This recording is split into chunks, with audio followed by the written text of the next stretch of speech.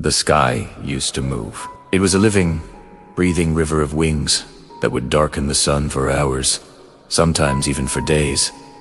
A sound like thunder, a wind that could put out campfires. Old-timers would talk about it, their eyes distant, trying to describe a world that now feels like a dream. They'd say you couldn't hear the person next to you speak when a flock passed overhead.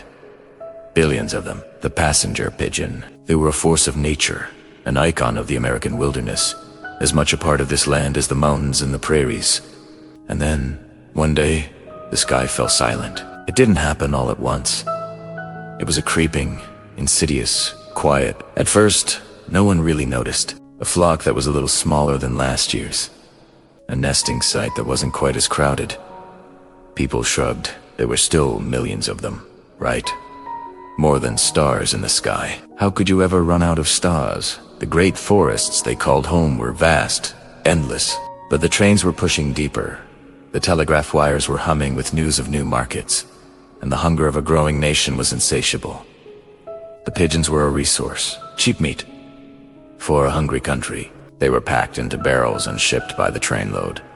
Hunters didn't need to be skilled, they just needed to show up. They'd used nets, smoked the birds out of their roosts, even set fire to the trees they nested in. Nesting sites, once steaming with millions of squawking chicks and devoted parents, became scenes of utter devastation. The scale of the slaughter is hard for us to comprehend today. Millions of birds killed in a single hunt. It was an industry built on the foundation of a species. By the 1870s, some people started to sound the alarm. Naturalists and bird lovers wrote letters, pleading for protection, for some kind of regulation. They could see the river of wings was shrinking, the thunder becoming a distant rumble. They saw the abandoned nesting grounds, eerie and silent, littered with the bones of a generation that never learned to fly. But their voices were drowned out by the relentless march of progress and profit. The logic was simple. There were always more, until there weren't. Laws were eventually passed, but they were too little, too late. Like trying to patch a dam with your hands after the wall has already burst. The commercial hunting had done its damage, but something else, something even more tragic, was happening. The passenger pigeon was a social bird. They needed the massive flocks to survive, to find food, to protect themselves from predators, to trigger their breeding instincts. Their entire existence was built on community. Imagine the loneliness of those last few flocks, flying through skies that were once crowded with their kin, calling out and hearing only echoes, searching for the massive roosts that were their homes, only to find empty branches and silence. Their biological programming was short-circuiting. Without the immense numbers, they grew confused, vulnerable. They couldn't breed successfully. The engine of their species had stalled. By the turn of the 20th century, the wild flocks were gone. A few scattered individuals remained, ghosts haunting the forests they once ruled. The last known wild passenger pigeon, a male, was shot in Ohio in 1900.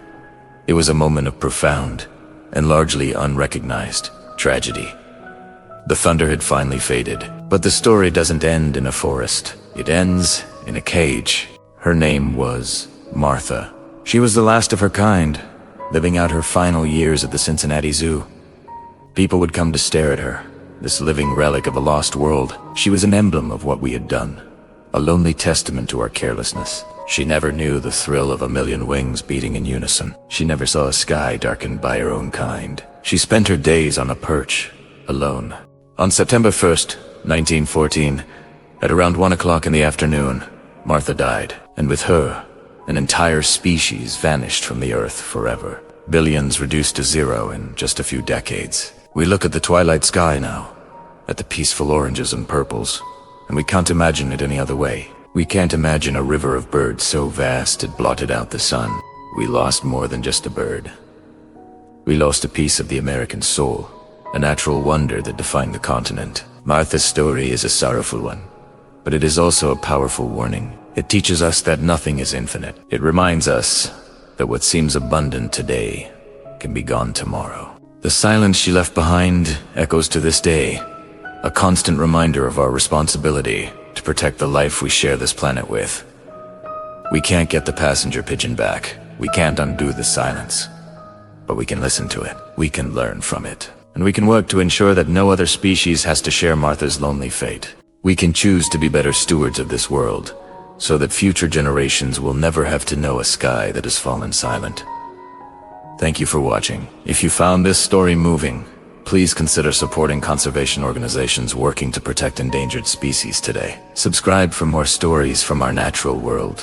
It began subtly, almost a change in the rhythm of the city, a quiet note missing from the symphony of dawn. We didn't notice at first.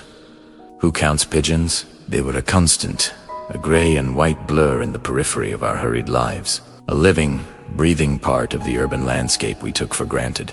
But then, the flocks began to thin. The morning coos from the rooftops grew fainter, the scattered gatherings in the plazas smaller. People started talking.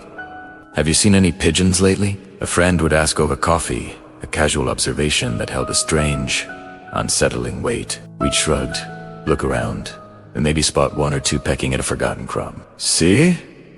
They're still here. We told ourselves it was nothing.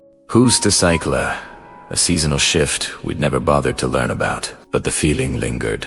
A quiet hum of wrongness beneath the noise of our days. The scientists were the first to sound the alarm. Their voices, initially calm and measured, filled our screens with charts and data.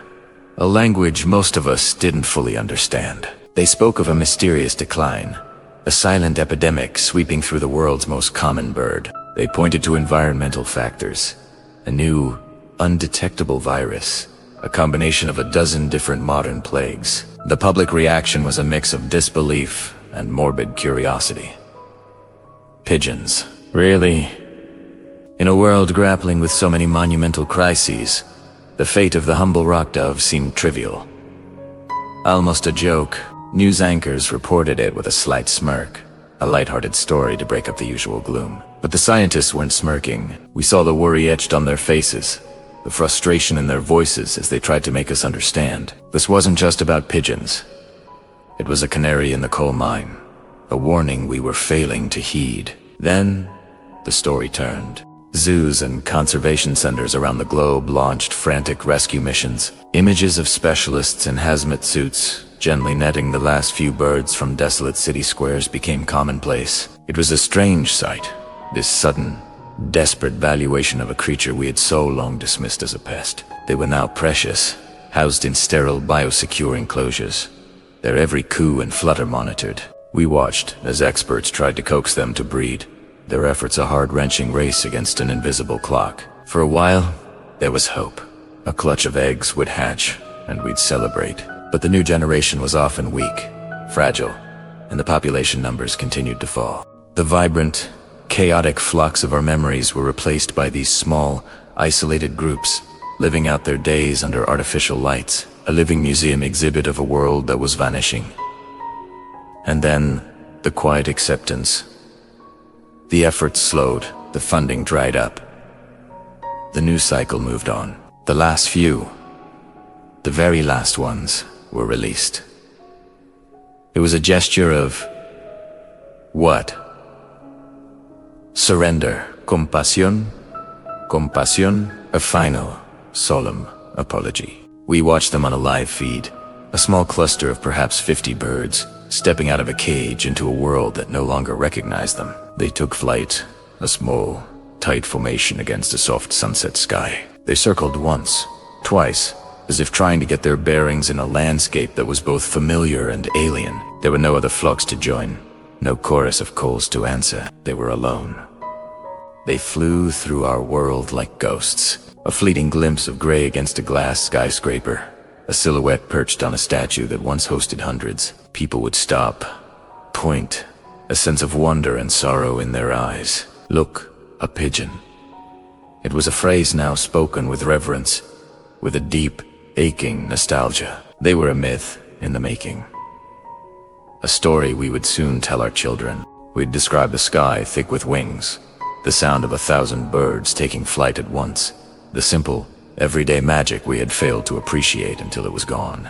They sought refuge not in our cities, which had become eerily quiet, but in the old places. The quiet forests, the rocky cliffs by the sea, the ancestral homes of their species. They flew over silent fields, where the soft wind rustled through tall grass, their wings making the only sound for miles. They settled in ancient woods, finding shelter in the hollows of old trees, their soft coos echoing in the stillness. It was a return, a full circle. From the wild to our cities and back to the wild again.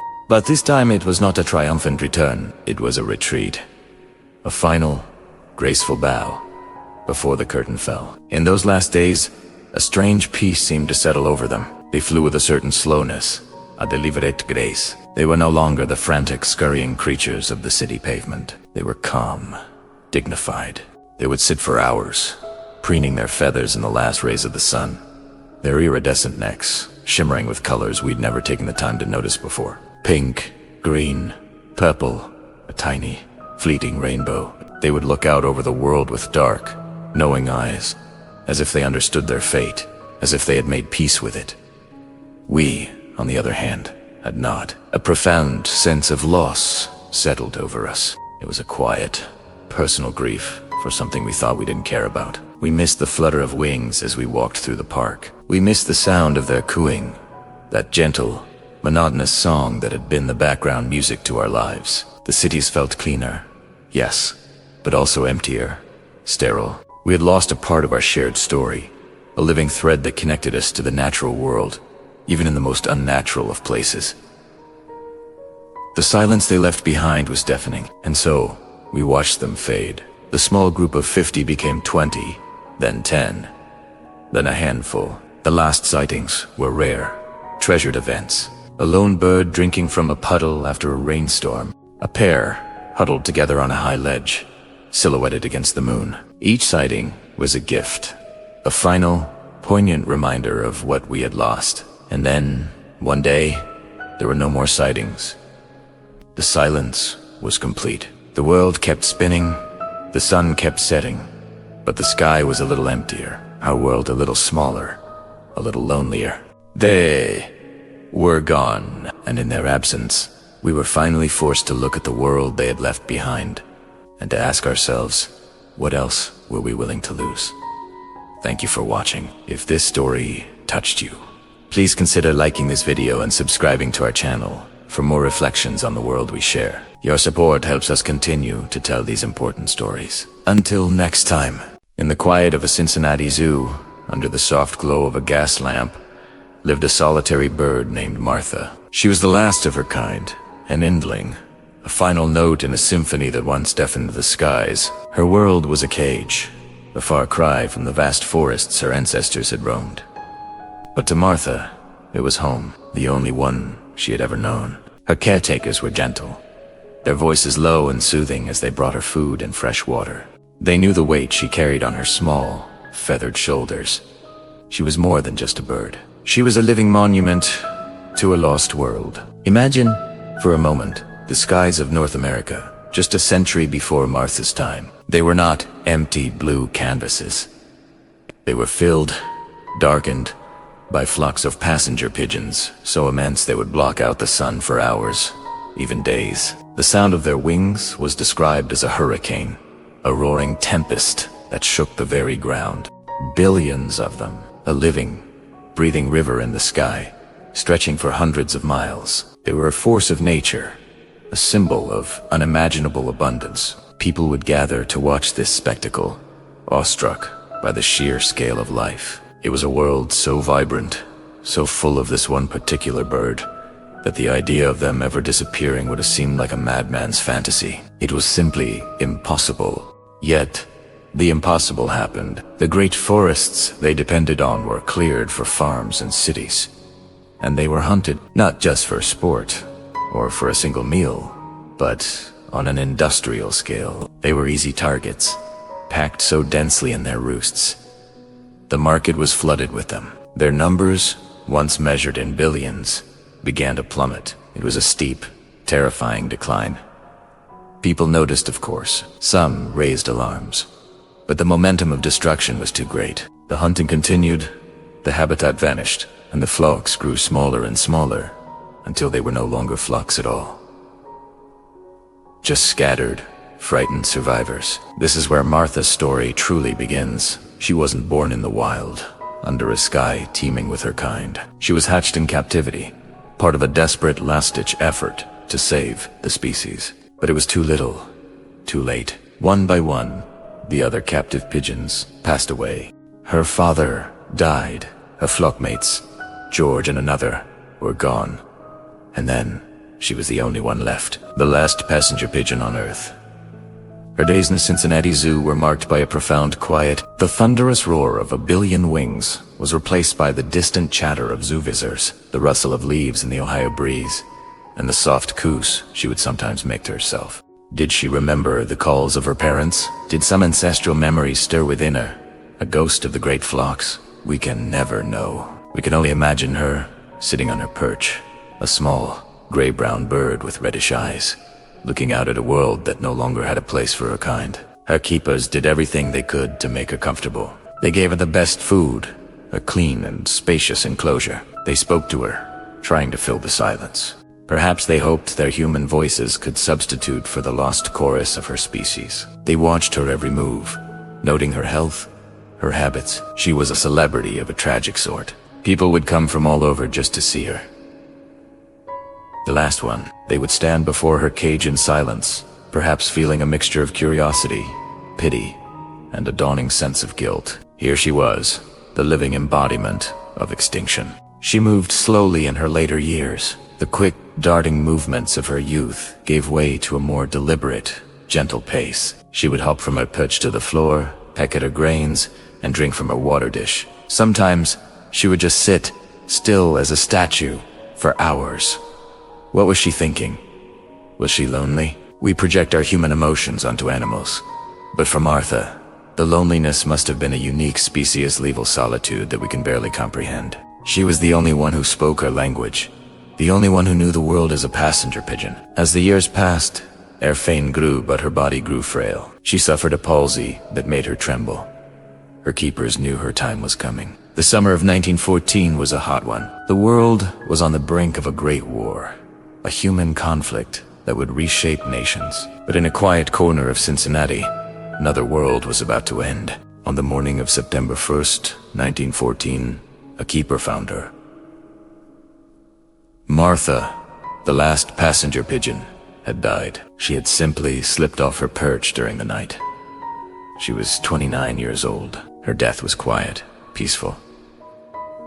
There was no struggle, just an ending. The last heartbeat of a species that had once numbered in the billions. The news spread quickly. It was a moment of collective mourning, a strange and hollow feeling for people who had never seen a passenger pigeon in the wild, but knew what her death meant. It was a final, undeniable confirmation of what had been lost. She wasn't just a bird. She was a symbol of humanity's destructive power, and a stark warning. Her body was carefully preserved. She was frozen in a block of ice and sent to the Smithsonian Institution in Washington, D.C., where she remains to this day. She is a taxidermy specimen now, perched behind glass. But she is still teaching us. Her story is not just a sad tale about a lost bird. It is a profound lesson about responsibility, about the interconnectedness of all life, and about the fragility of even the most abundant species. When we look at old photographs of the great flocks, it's hard to believe they're real. It feels like a myth, a legend from a forgotten time. But it was real, and it was lost. Lost because we failed to see the value in what we had until it was gone. Martha's silence speaks louder than the roar of the flocks ever did. It's a silence that asks us a question. What are we losing now? What wonders of our world are we taking for granted, assuming they will always be there? The story of the passenger pigeon is a tragedy, but it doesn't have to be just that. It can be a catalyst. It can be the story that inspires us to look at the world around us with new eyes, with a deeper appreciation for the life we share this planet with. From the smallest insect to the largest whale, every species is part of an intricate web, and when one thread is broken, the entire web is weakened. Martha's life was a quiet, solitary one, but her legacy is powerful. It reminds us that extinction is forever, but it also reminds us that conservation is a choice. We have the power to protect the species that are still with us, to preserve the biodiversity that makes our planet so rich and beautiful. We can learn from the mistakes of the past. We can choose to be better stewards of the natural world. So the next time you hear a bird sing, or see a flock of starlings create a murmuration in the evening sky, take a moment to think of Martha, think of the billions that are gone, and of the preciousness of what remains. Her story is a part of our history, a somber note in the human story. Let it be a note that we listen to, that we learn from, and that guides us toward a future where no other species has to face the silence of being the last one. Thank you for listening. If this story touched you, please consider sharing it, and let us all do our part to make sure these stories of loss become lessons for a brighter future. How does a species, once numbering in the billions, vanish from the face of the earth within a single human lifetime? How does a sky once darkened by their flocks, a forest once shaken by the thunder of their wings, fall silent forever? These are not questions from a distant, prehistoric past. This is a story that unfolded just over a century ago. A story that holds profound lessons for us today. For 2 full minutes. Let's just sit with that thought. 2 minutes. A tiny sliver of time. In just 120 seconds, more passenger pigeons would have passed overhead than there are people in many of the world's largest cities. Their migration was a force of nature, a river of life flowing through the sky, stretching for miles, so dense it would block out the sun for hours, sometimes even days. Imagine the sound, the sheer, overwhelming presence of it all. It was a spectacle described as one of the greatest wonders of the natural world. And now, it's gone. Not just diminished, not just endangered. Gone. The last one, a solitary bird named Martha, died in a zoo in 1914. From billions to one, and then to none. The story of the passenger pigeon is not just a tragedy, it's a stark and vital warning.